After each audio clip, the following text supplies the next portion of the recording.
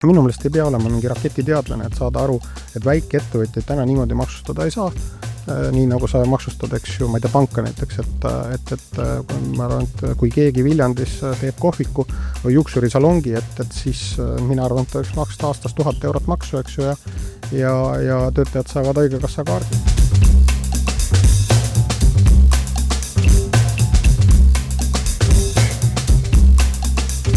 Ta korjab need inimesed tänavalt ära ja siis tal jääb endale ka midagi. Täna ta maksab lihtsalt ennast toimetuks ja lõpuks ta maksab kinni mingisuguse superministeeriumi strateegiaosakonna töötaja järgmise kuu palga, eks ju, ja võib-olla takka otsa suvepäevad ka. Et ma arvan, see ei ole, ma arvan, et siin on nagu väga lihtsalt, aga tegelikult see sama riigireform, et kui mingit endal rohkem ideed ei ole, siis võib praegu Varel helistada ja ta teeb lühiülevaate. No ja rääkimata nüüd sellest, lähme siis Lätist juba Leetu, et leedulased on palju optimistlikumad kui eestlased, majandus kasvab. Mis siis meil ikkagi juhtus? Ei tea, ma olen 51-aastane, ma mõtlen, et me vist meie põlvkonna vist oleme, nagu tundub, et oleme, ma tahan öelda, et nüüd riigi valitsemises me oleme ebanestunud. Meie põlvkond on, võime öelda, et me oleme riigi valitsuses ebanestunud, et ma arvan, et ülemineku hetk kui Andrus Ansip andis üle riigi juhtimise Taavi Rõivasele, siis edasi on meid tegelikult valitsustes on olnud nii-öelda minu põlvkonna inimesed, eks ju, ja ma arvan, et seal huvitaval kombel on olnud sellist nagu näha hoidmist palju rohkem kui nendes nii-öelda nõukogude taustaga, tihti ka päris punase taustaga eelmise põlvkonna poliitikutes, keda me nagu oleme harjunud nagu kritiseerima kõige eest, eks ju. Aga selgub, et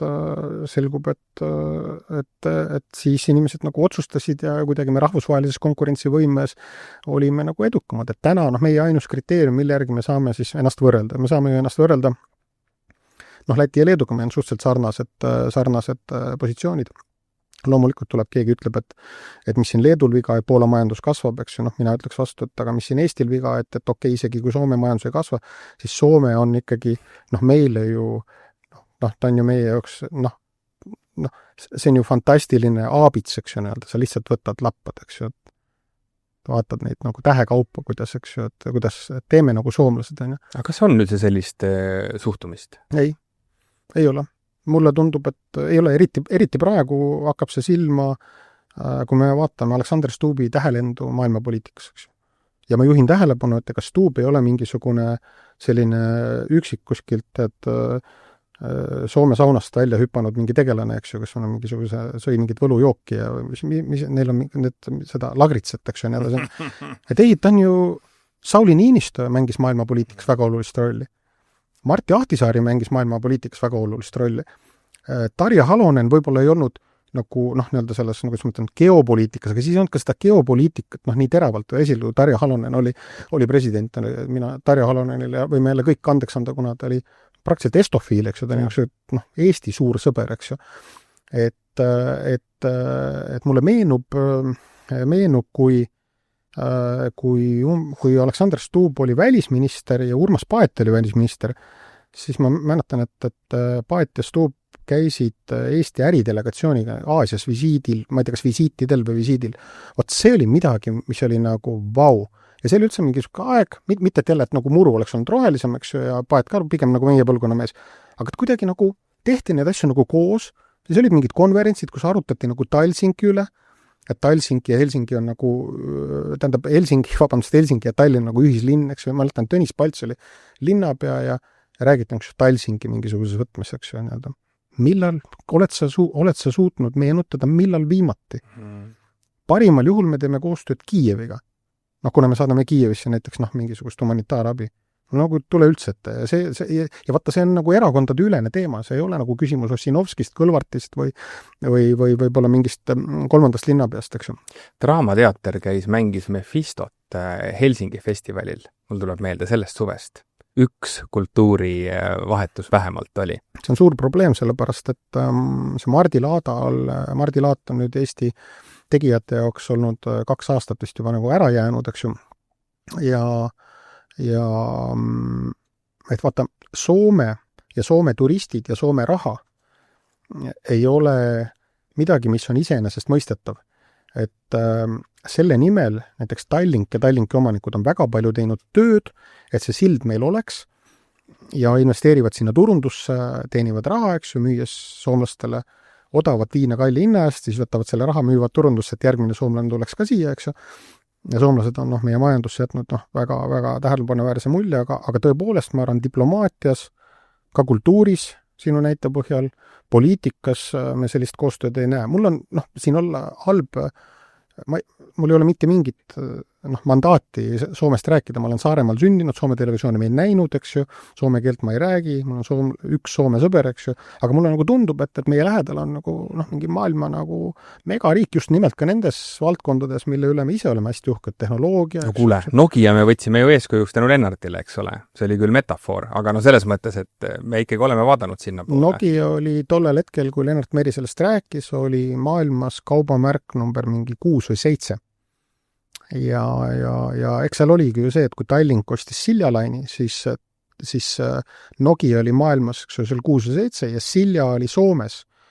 See on top 5 kaubamärk, et see eestlaste poolt Siljalaini ostmine oli ka mingisugune selline, see oli rohkem kui äritehing, aga kuidagi hiljem on jah mingisugune tropp. Mulle tundub, et ega me ei saa üle ega ümber, poliitika tegelikult dikteerib selle ühiskondliku debatti, et meil kas on riigivisiidid, meil kas on kohtumised, eks ju, siis meedia neid kajastab, siis tulevad ettevõtjad kaasa, kuigi ettevõtjad saavad äri tehtud ka ilma poliitikutega, arusaadav, aga poliitika hästi palju defineerib ja mulle tundub, meil on mingi probleem nende sommidega, eks ju, meil on mingite rahvastega ajalooliselt, sakslastega on mingi, et ei usaldavad sakslased ajalooliselt venelastega kokku mänginud, eks ju, ja mulle tundub soomlastega ka, et Eesti poliitiline eliit, väga kaugel läks Toomas Hendrik Ilves kunagi Tarja Oloneni isiklikult hinnates, ütleme siis niimoodi, et see Soome mingi flirt ja või selline pehme jõu, vastastikune pehme jõu, siis soov pehme jõu kaudu müüa oma tooteid ja teenuseid Vene turul, et see oli vastukarva, eks, aga nüüd on Soome ju NATO liige, nüüd on Soome president läänemaailma üks arvestatavamaid ja mis hästi oluline, usutavamaid eestkõnelejaid. Briti peaminister võib ka olla arvestatav eestkõneleja, aga tema reiting on 0. Vabandust, 12 oli. Jaa. Aga soomlastega peaks siis ühesõnaga tegema rohkem koostööd, Lätti ja Leetu võiksime rohkem vaadata. Kellega me üldse praegu koostööd teeme? Sa ütlesid umbes Kiiev. Ettevõtjad on ju rahvusvahelised, et tegelikult ühtegi Eesti ettevõtjad, kes, kui sa jätad kõrvale siis väikeettevõtlus, eks ju, juba siin pagaritöökoha näitel, sest jätame kalambuurid. Ühesõnaga, ettevõtlus oma olemuselt on rahvusvaheline, sest ettevõtlus oma olemuselt on ambitsioonikas, sest ettevõtja oma olemuselt on ahne inimene. Kui öelda, ettevõtja soovib omada rohkem, elada paremat elu, selleks üks viis on, eks ju, investeerida, teenida rohkem tulu, selle kaudu luua uusi töökohti, olla efektiivne ja edasi. Ettevõtjad on kõik väga rahvusvahelised, eks ju, et see pole kahtlustki. Ja poliitika ka tegelikult, Eesti tipp-poliitika on ju, see ju ära lugeda, kui palju meie kotkad lendavad, eks ju, kogu aeg ja väga hea, me peame olema nähtavad, see on täitsa selge. Aga koostööd, kellega meil on hästi, ega maailma on saabunud ka suurte egoistide ajastu.